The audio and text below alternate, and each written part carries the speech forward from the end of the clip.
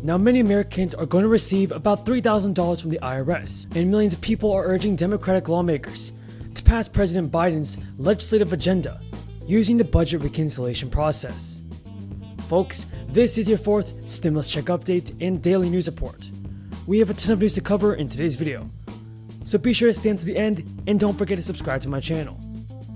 This is historic progress, pulling our economy out of the worst crisis in 100 years, as well as other elements of the American Rescue Plan.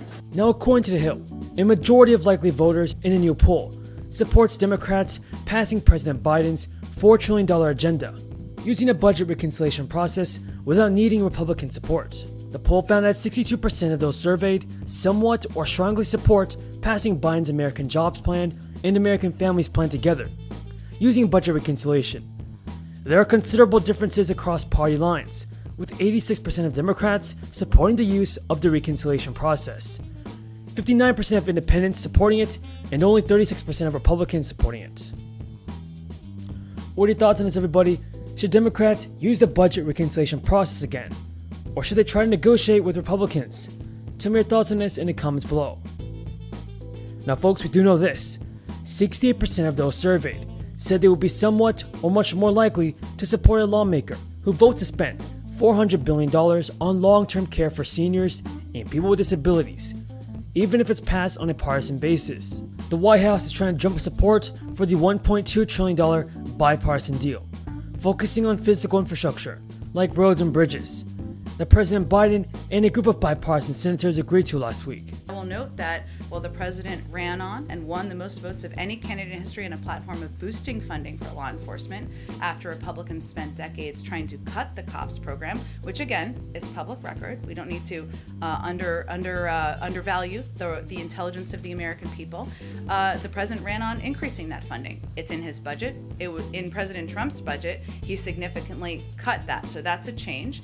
And the American Rescue Plan had a great deal of funding for local and state authorities, something that can support funding for local police in communities across the country. However, progressives have been very wary of the infrastructure deal because it leaves out key priorities. And Democratic leaders in Congress plan to move a bipartisan bill and a larger reconciliation bill together in order to try to get Joe Biden's agenda passed in full. A top Democratic lawmaker said that House Speaker Nancy Pelosi is standing firm on her demand that the Senate pass the House's reconciliation bill before the lower chamber will consider the $1.2 trillion bipartisan infrastructure bill. Speaking to reporters after a House caucus meeting, the Budget Committee Chairman, John Yarmuth, said that Speaker Pelosi remained committed to passing the second infrastructure measure, focused on Democrats' broad policy priorities. Biden split his two-part Build Back Better proposal into two packages for Congress to pass. The first is the American Jobs Plan, which is focused on infrastructure, while the second, the American Families Plan, is aimed at funding Democrats' domestic policy platform. Now, folks, I need you to know this. Over 80 members of Congress have been urging President Biden to support recurring direct cash payments and enhance unemployment compensation to Americans until the end of the crisis. There is also a proposal for automatic stabilizers, whereby if certain economic triggers were hit, these programs could be deployed again, without the need for legislative action to speed their delivery. When U.S. Treasury Secretary Janet Yellen sat before the House Ways and Means Committee last week to speak about the White House's proposal for the 2022 budget, she was pressed about these measures. The Treasury Secretary Yellen said, "Sometimes stimulus checks are a really good approach. I think we need to look into the economics, and we would be happy to work with you." A group of Democratic senators, including Ron Wyden, Elizabeth Warren, and Bernie Sanders, sent a letter to the president requesting recurring direct cash payments and automatic unemployment insurance extensions tied to economic conditions. A letter from members of the House Ways and Means Committee renewed the push for additional stimulus. The American Rescue Plan's $1,400 checks alone will keep 11 million people out of poverty this year, with unemployment insurance expansion and other provisions in a bill accounting for another 5 million. A fourth and a fifth check could keep an additional 12 million people out of poverty.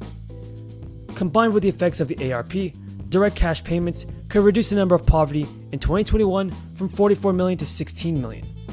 The Urban Institute estimated that another stimulus payment could reduce poverty by at least 6.4% in 2021, and many economists are on board with this. An open letter from experts in the field argued that direct cash payments are an essential tool that will boost economic security, drive consumer spending, and hasten the recovery, and promote certainty at all levels of government and the economy for as long as necessary. Personally, folks, I believe that a fourth round of stimulus checks must be sent out. Our politicians must do a better job in helping out the American people. And if you guys agree with me, then let's get this video to 1,000 likes. Thank you so much for watching, everybody. I truly appreciate everyone's amazing support. And until next time, have a great day and stay safe. People haven't returned from the pre-pandemic level. That is, people have left the job market because they got so frustrated. So there's still a lot of ground to cover. And clearly, the enhanced jobless benefits may have kept some people from looking. But what's happened also is that wage rates have gone up about 3.6%, hourly wage rates over a year ago. So that's incentivizing, it's attracting people back into the job market. And you could say that those enhanced benefits kept people essentially spending through the pandemic and engaged in the economy because they could afford to be engaged through those benefits. So it worked both ways. Surely some people were disincentivized to get back into full-time employment. In other regards, it kept them economically viable through the pandemic. I think the other thing to look at is at a time when the average Social Security benefit is just $1,328 a month, and over a third of senior citizens rely on Social Security for virtually all of their income. Our job must be to expand benefits, not cut them. Our job is to strengthen Social Security, not weaken it. Let's be clear. Social Security is the most successful government program in our nation's history. Before Social Security was signed into law, nearly half of senior citizens lived in poverty. Today, while much too high, the elderly poverty rate is about 10%.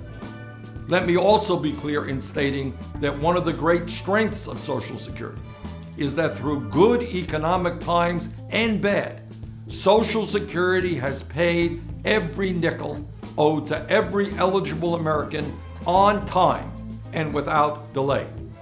That is an extraordinary accomplishment. So yeah, happy to spend a couple of minutes with you guys to just provide a little bit more context.